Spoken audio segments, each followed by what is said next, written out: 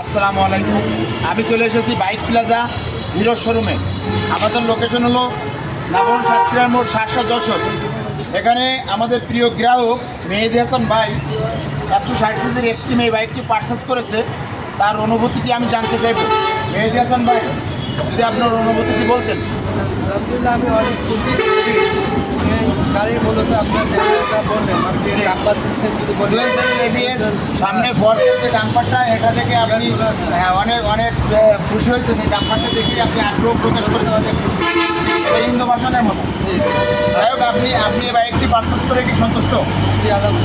ওকে, আমি জানতে চাইবো আমাদের শাওন ভাইয়ের কাছে। শাওন ভাই, আপনি যে এই বাইকটি আপনার এই ছোটো ভাইকে কিনে দিলেন, আপনার অনুভূতিটি বলেন।